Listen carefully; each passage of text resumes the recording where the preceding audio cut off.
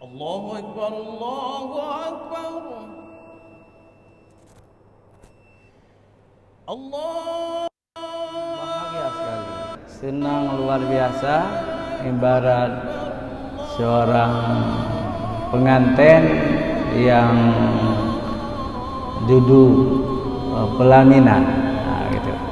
Begitulah rasa senangnya hati orang-orang beriman dengan datangnya bulan suci Ramadan. Asyhadu an la ilaha illallah. Bismillahirrahmanirrahim. Assalamualaikum warahmatullahi wabarakatuh. Alhamdulillahi rabbil alamin, wa bihi nasta'inu ala umuri dunya waddin. Asyhadu an la ilaha illallah wahdahu la syarika lah, wa asyhadu anna Muhammadan abduhu wa rasuluh. Allahumma salli ala sayyidina Muhammad wa ala alihi wa sahbihi ajma'in, amma ba'd. Puji syukur kita panjatkan kehadirat Allah pencipta semesta alam. Dengannya kita minta pertolongan baik urusan dunia maupun urusan akhirat kita. Selawat dan salam kepada junjungan alam Nabi besar Muhammad sallallahu alaihi wasallam beserta keluarga dan sahabat beliau sekalian.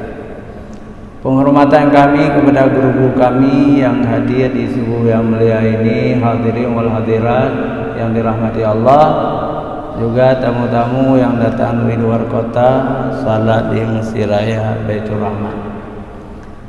Alhamdulillah kita semakin dekat dengan bulan suci Ramadan. Kalau enggak salah 10 hari lagi lebih kurang kita akan bahagia sekali, senang luar biasa, ibarat seorang pengantin yang duduk pelaminan. Nah, gitu. Begitulah rasa senangnya hati orang-orang beriman dengan datangnya bulan suci Ramadan. Kenapa kita senang dengan bulan Ramadan? Karena kita tahu bahwa bulan Ramadan adalah bulan taubat. Bulan dilipat gandakan amal-amal kita, amal wajib sampai 70 dan 700 kali lipat. Amal-amal sunat pahalanya seperti pahala amal wajib. Makanya orang-orang yang mengenal Ramadan sangat mencintai Ramadan, menggunakan Ramadan itu sebaik-baiknya untuk mengumpulkan amal salehnya sebanyak-banyaknya. Karena amal saleh itulah yang membelanya di alam barzah dan di alam akhirat nanti. Puasa atau asyam, as-saum adalah salah satu rukun Islam. Dalam hadis sahih, buniyal Islamu ala khamsin, syahadati an la ilaha illallah wa anna Muhammadar Rasulullah wa iqamis salah wa ita'iz zakah wal hajjil baiti wa shaumi ramadana. Riwayat muttafaqun alaih. Didirikan Islam atas 5 dasar, 5 perkara. Yang pertama mengucap 2 kalimat syahadah. Aku naik saksi tidak ada Tuhan selain Allah, dan aku naik saksi bahwa Nabi Muhammad itu utusan Allah. Yang kedua mendirikan salat 5 waktu wajib, itu rukun Islam. Yang ketiga mengeluarkan zakat. Yang keempat dalam hadis ini haji ke Baitullah. Yang kelima wasaumi Ramadana, puasa bulan Ramadan. Tetapi dalam fikih Islam Saum Ramadan ini rukun Islam yang keempat, haji yang kelima. Dalam hadis ini haji yang keempat dan puasa yang kelima. Tidak masalah karena ada hadis lain, ya. Ada hadis lain yang menempatkan haji yang kelima, puasa yang keempat. Hadirin wal hadirat yang dirahmati Allah, siapa yang menempatkan puasa menjadi rukun, salah satu rukun Islam? Kalau kita teliti, Jibril, ya, malaikat Jibril, suatu hari Rasulullah dan para sahabatnya ada di dalam masjid, tapi tidak disebut masjid mana. Kalau bukan di Makkah, tentu di Madinah. Tiba-tiba datang Jibril menyerupai dirinya seorang laki-laki yang sangat ganteng, rambutnya hitam, ya, bajunya baju Arab, masuk dalam masjid, duduk di dekat Rasulullah sallallahu alaihi wasallam dan menyandarkan lututnya dengan lutut Rasulullah. Lalu Jibril itu bertanya kepada Rasulullah, yang pertama tentang iman, yang kedua tentang Islam, yang ketiga tentang ihsan. Jibril sebenarnya sudah tahu, tetapi bertanya juga. Lalu Rasulullah menyebutkan, ya, menyebutkan iman 6, rukun iman 6, rukun Islam 5, ihsan, ikhlas yang luar biasa. Kalau kita ibadah seolah-olah kita melihat Allah. Kalau Allah tidak bisa kita lihat, Allah pasti melihat kita. Jadi dibenarkan oleh Jibril tentang bahwa rukun Islam ini 5 dan salah satu adalah puasa Ramadan. Sangat tinggi kedudukannya, kedudukan puasa Ramadan. Dalam hadis Tirmizi, semua kita wajib berjihad, ya, wajib berjihad melawan musuh, ya. Tapi jihad orang-orang yang lemah, jihad yang kita bukan ahlinya. Yang ahli berjihad itu kan tentara kalau sekarang ini, ya. Kita orang sipil mungkin tidak dilatih untuk berperang, ya. Tapi perang kita, jihad kita adalah melawan hawa nafsu kita. Inilah dengan bulan Ramadan ini. Di samping melawan hawa nafsu, juga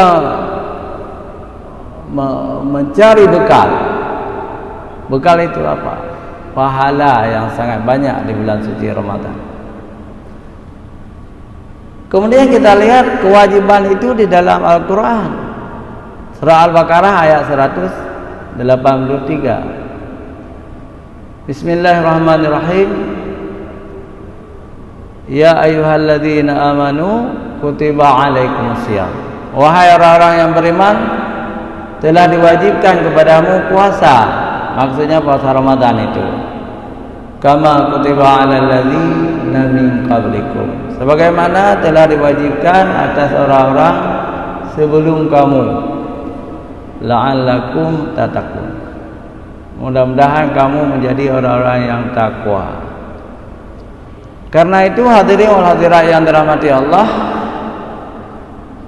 kita perlu gembira, perlu senang, hati kita harus masrurin jiddan, gembira yang luar biasa, senang yang luar biasa.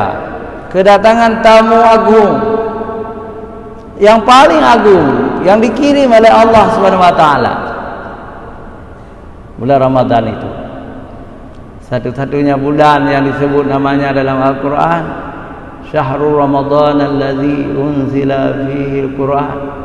Bulan lain tidak disebut, ya. Bulan Ramadan saja yang disebut.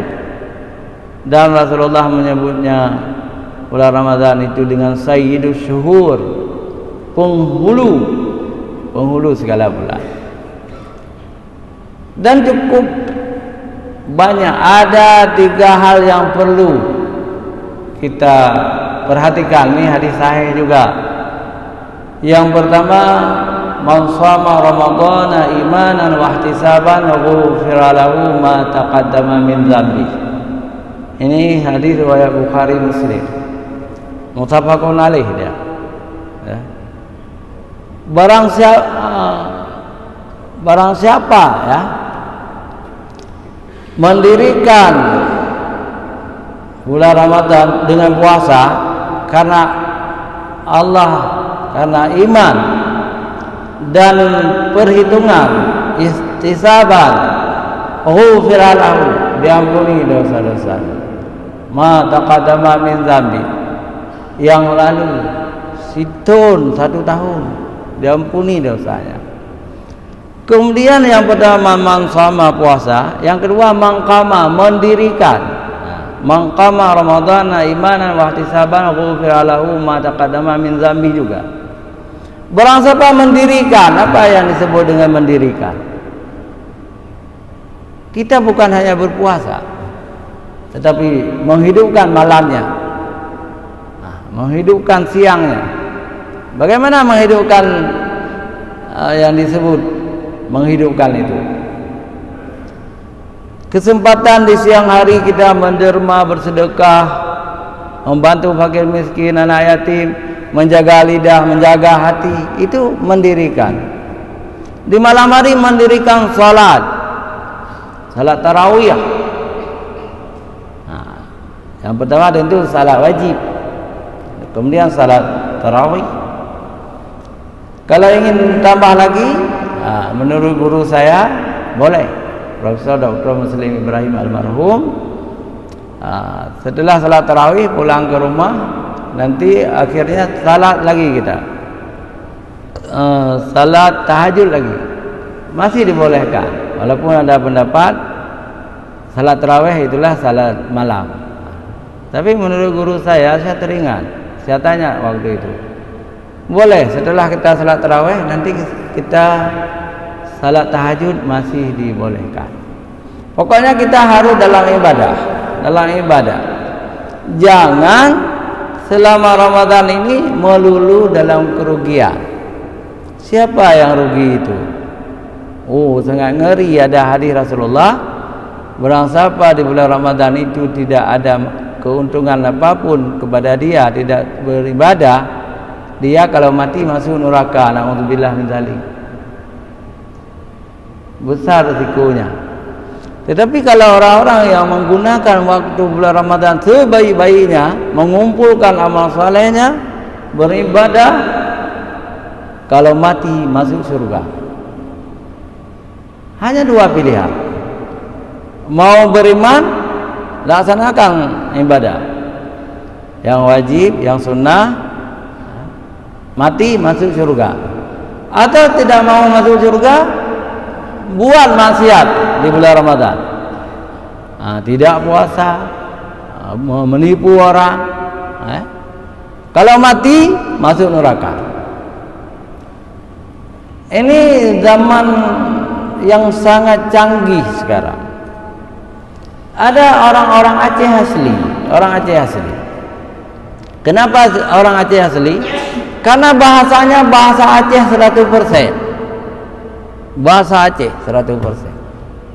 Tapi dia sudah menemui ilmu sihir, mengamalkan sihir. Itu hipnotis, itu sihir. Hipnotis itu sihir. Maka mungkin mereka belajar di Jawa atau di mana, wallahu a'lam. Pulang ke Aceh menipu orang. Saya mendapat laporan 4 orang udah. Tapi saya tidak menyebut nama orang yang korban itu. Ada seseorang berapa? 40 juta. Ada seorang lagi 250 juta. Ada seorang lagi 100 juta. Ada seorang lagi berapa? 20 juta. Menurut ada uangnya di bank. Bagaimana caranya? Ini penghuni neraka nih. Kalau kamu tidak mau taubat kepada Allah, kalau kamu mati, jahanam bagimu. Ini dengar nih, kalian sudah sesat, sudah disesatkan oleh setan yang terkutuk. Caranya, mereka telepon, pura-pura teman lama kita. Misalnya begini, Assalamualaikum Ustaz Amir, tapi bukan saya, bukan saya. Tapi teman saya bercerita begitu. Assalamualaikum Ustaz Amir. Waalaikumsalam. Lun sahabat Ron. Saya sahabat. Bahasa Aceh asli. Ya, siapa namamu? Masa lupa. Kita sering minum pagi ini itu macam-macam. Nah, tolong Lun Ustaz. Tolong saya. Karena bapak banyak uang. Kalau saya dalam keadaan bermasalah, tidak punya uang itu. Akhirnya seperti ada sihir tuh, hipnotis. Apa yang disuruh kita lakukan. Apa yang disuruh kita lakukan. Akhirnya kita berikan nomor rekening. Kita sebut nomor rekening. Nanti uang kita di bank nol tinggal. Nauzubillah min dzalik. Itu bagi kita memang mendapat pahala yang banyak. Tapi kita menderita dulu kan, kehilangan harta. Tapi Allah pasti akan menggantikan. Tapi bagi penipu itu neraka tempatmu. Neraka tempatmu kecuali engkau taubat nasuha. Dan engkau kembalikan uang orang. Engkau kembalikan uang yang engkau tipu itu. Asli Aceh, bahasa Aceh. Saya mengenal bahasa Aceh orang Aceh, saya kenal bahasa Aceh orang luar. Ini asli bahasa Aceh orang Aceh. Tapi bisa menipu orang di Banda Aceh. Saya yakin di kota-kota lain juga itu kerjanya. Maka sekarang saya memberi doa perlindungan. Doa ini saya belajar juga dari ulama, ya. Bapak-bapak dan ibu-ibu, setiap hari bapak-bapak dan ibu-ibu sekarang juga boleh setelah salat langsung berdoa. Baca 3 qul. Surah Ikhlas, Qul huwallahu ahad, Allahu samad, lam yalid wa lam yulad wa lam yakul lahu kufuwan ahad. Yang kedua, Qul a'udzu birabbil falaq. Baca juga sampai habis. Yang ketiga, baca Qul a'udzu birabbin nas sampai habis. Kemudian ayat kursi, ya, ayat kursi. Baca tiap hari, baca. Pasti sihir tidak mapan. Penipu-penipu lewat hipnotis tidak mapan. Tapi kita jangan takabur juga. Jangan takabur. Kita berlindung kepada Allah. Supaya kita jangan tertipu. Sedih sekali. Jumlah-jumlah yang korban di Banda Aceh sudah banyak sebenarnya. Ya. Kenapa harus mencari rezeki seperti itu? Rezeki yang halal saja lebih diberikan oleh Allah Subhanahu wa taala. Kenapa harus kita mencari rezeki yang haram? Rezeki yang haram itu menjadi bagian dari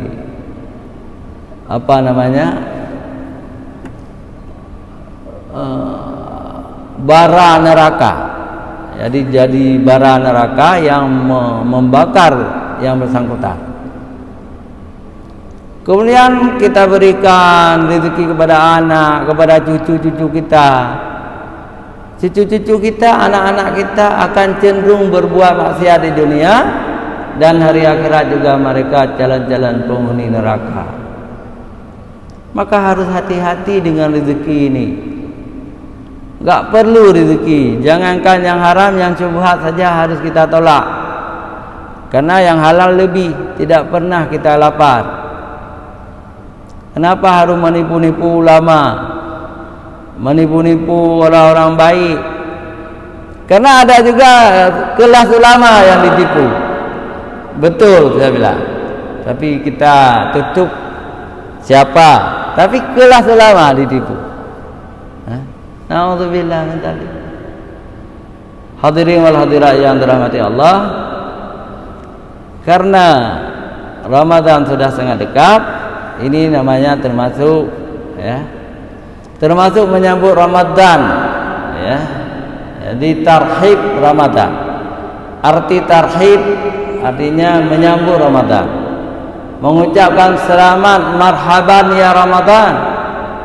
Selamat datang wahai bulan Ramadan. Sesuatu yang kita agungkan. Bulan Ramadan itu bulan agung, maka kita pakai marhaban. Kita tidak pakai ahlan wa sahlan. Itu lebih rendah. Marhaban itu lebih tinggi. Jadi marhaban, tarhib Ramadan. Tarhib berasal dari rahaba yarhabu tarhiban. Menyambut dengan hati yang lapang, dengan hati yang senang, dengan hati yang masyghul. Kedatangan orang yang penting. Ibarat pengantin baru. Apa pengantin perempuan? Ini akan datang lintu baru. Coba tanya hati darah baru, senang sekali, senang. Kita sudah rasakan dulu kan? Begitu juga orang-orang beriman ini. Datangnya bulan Ramadan senang, bahagia sekali. Bahagia luar biasa. Malah ya ada yang berdoa supaya nanti kalau Allah mematikannya, matinya bulan Ramadan. Begitu senangnya. Maka kita ingatkan, wahai saudara-saudara kami di kampung-kampung, ya cukup ramai orang dengar. Orang dengarnya dah hitung di Aceh Raya ratusan ribu orang. Ada yang saya sedihkan. Ada komunitas tunanetra. Ada kira-kira 50 orang meminta radio kepada saya. Radionya sudah rusak, dulu sudah pernah kita kasih semua. Sudah pernah kita kasih. Ini sudah rusak katanya, sudah lama. Pak Amir, kalau bisa diminta kepada jamaah, kami perlu radio baru untuk bulan Ramadan ini. Saya bilang, saya minta izin dulu sama imam besar. Saya minta izin dulu. Kalau nanti imam besar mengizinkan misalnya, kita kumpulkan radio, nanti kita akan umumkan di sini, dan boleh bapak-bapak dan ibu-ibu membantu radio untuk tunanetra. Jadi pimpinan tunanetra sekarang ini namanya Pak Syarifuddin, di Punge, dan sayang sekali beliau dalam keadaan lumpuh, stroke. Saya sudah mengajak wali kota hari itu untuk membantu, langsung ke rumahnya, dibantu oleh Pak Wali sedikit. Juga kita sudah kasih namanya ke Baitul Mal. Hadirin wal hadirat yang dirahmati Allah, nanti saya minta izin sama Kepala UPTD Pak Haji Saifan Nur dan Profesor Azman, bolehkah kita kumpul radio? Kalau ada 50 buah sudah cukup untuk orang muda itu. Besar sekali pahalanya. Dan radio itu murah, tidak mahal. Kalau setuju nanti pimpinan Masjid Raya kita kumpulkan. Jadi yang penting bagi kita di bulan Ramadan juga berdakwah. Setiap kita ini pendakwah. Apapun yang positif, yang baik, kita ajak orang lain itu dakwah. Yang pertama, ibda' bin nafsik. Berdakwah kepada diri kita sendiri. Mulai dengan diri kita sendiri. Kemudian ku anfusakum wa ahlikum nara. Berdakwah kepada keluarga ya, dan anak-anak kita supaya terhindar dari api neraka. Kemudian berdakwah kepada masyarakat kita.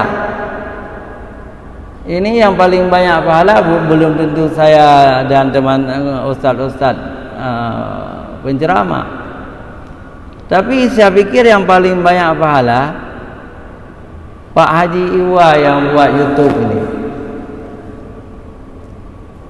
Saya ditelepon dari Kuala Lumpur oleh Profesor bin Jasmine. Terima kasih Ustaz, ceramah-ceramah Ustaz dari Mesir Raya saya sebarkan di Malaysia, katanya. Siapa kirim? Ada Pak Iwa yang kirim. Pak Iwa mengirim ke Malaysia.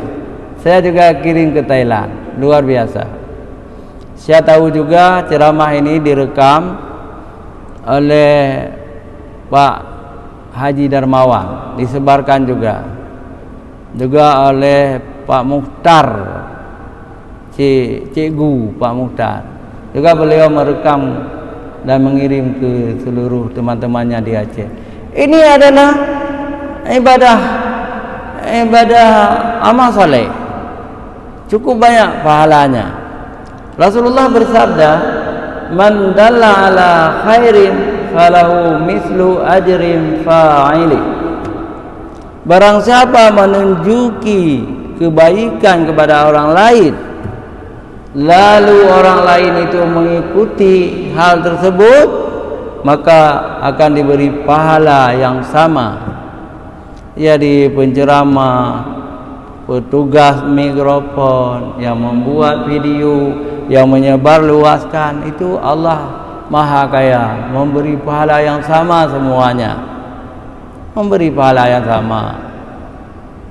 Maka fastabiqul khairat, berlomba-lombalah untuk kebaikan. Saya pikir hanya sampai di sini. Mudah-mudahan berguna bagi kita semua. Hadanallahu wa iyyakum ajma'in. Assalamualaikum warahmatullahi wabarakatuh. أعوذ من الشيطان الرجيم. بسم الله الرحمن الرحيم. الحمد لله رب العالمين. اللهم صل وسلم على سيدنا محمد في الأولين، وصل وسلم على سيدنا محمد في الآخرين، وصل وسلم على سيدنا محمد في النبيين، وصل وسلم على سيدنا محمد في المرسلين، وصل وسلم على سيدنا محمد في الملأ الأعلى إلى يوم الدين، وصل وسلم على سيدنا محمد وعلى آله وصحبه أجمعين. ولقد أشرت لنعت من أوصافه تحيي القلوب تهيج الأشجان، والله قد أثنى عليه فما يساوي القول منا أو يكون ثنانا، لكن حبا في السرائر قد دعا لمديح صفوة ربنا وحدانا. وإذ امتزجنا بالمودة ها هنا نرفع أيدي فخرنا ورجانا للواحد الأحد العلي إلهنا متوسلين بمن إليه دعانا، مختاره وحبيبه وصفيه زين الوجود به الإله حبانا. يا ربنا يا ربنا يا ربنا بالمصطفى اقبلنا أجب دعوانا. أنت لنا يا ذخرنا في هذه الدنيا وفي أخرانا. أصلح لنا الأحوال واغفر ذنبنا ولا تؤاخذ رب إن أخطانا. واسلك بنا في نهج طه المصطفى ثبت على قدم الحبيب خطانا. أرنا بفضل منك طلعة أحمد في بهجة عين الرضا ترعانا. واربط به في كل حال حبلنا وحبال من ودى ومن والانا. والمحسنين ومن أجاب نداءنا وذوي الحقوق وطالبا أوصانا. والحاضرين وساعيا في جمعنا ها نحن بين يديك أنت ترانا. ولقد رجوناك فحقق سؤلنا واسمع بفضلك يا سميع دعانا. وانصر بنا سنة طه في بقاع الأرض واقمع كل من عادانا. وانظر إلينا واسقنا كأس الهنا واشفي وعاف عاجلا مرضانا. واقضي لنا الحاجات وأحسن ختمنا عند الممات وأصلحا عقبانا. sama-sama. يا ربي واجمعنا وأحبابا لنا في دارك